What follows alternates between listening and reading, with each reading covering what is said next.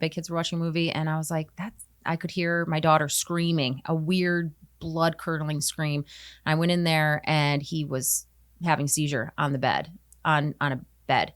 Great for a seizure, fine. He's having a seizure. I know to just let him have a seizure and then to deal with it. She starts to try to call 911 and he stops having a seizure and he turns blue. You can't start CPR on a bed. So I know that. So I move him to the floor. Did he have a history of seizures? No. So you literally walk. I didn't know any of this, so I'm learning all this. Okay. So you walk upstairs and your child is having a seizure for the first time ever. For the first time ever, grand mal seizure, looks like a fish out of water, flopping all over the bed. So when That's terrifying. Yeah, it's pretty scary. So he stops seizing and he turns blue. He's still unresponsive. I move him to the floor to start CPR, and still unresponsive. And first step is what? Of CPR. Tilt head back. Nope. No, listen for.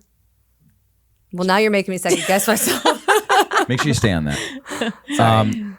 Check for breathing? Yeah, check for breathing. Yeah. Check for breathing. So I put my face really close to his, and I could feel this little tiny breath. And I was like, oh, thank God. Because I did not want to do CPR on my kid. Right. And then all of a sudden, boom, he pops up and starts hysterically crying. And then all of 911 is in my house. And he was what, 10?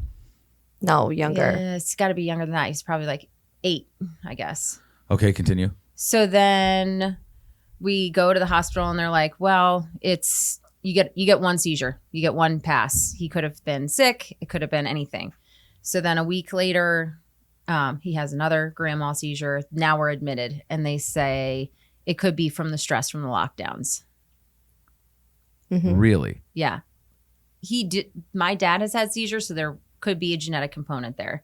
But they said it could have been the stress from all the lockdowns. And our needs were met. We had food. We weren't abusing him. You know, it's not like he had any serious struggles. And that could have been. It's crazy. Has he had one since? So he was formally diagnosed with epilepsy. Yeah, he was having seizures constantly. What happens is your brain starts to think that that's like a way to cope. So it just like once you have one, it's like, oh, this is a nice way to reset. And so he was having grand mal seizures and absent seizures where he just it looks like they're spaced out. Like, yeah, it's like a vapor lock where they just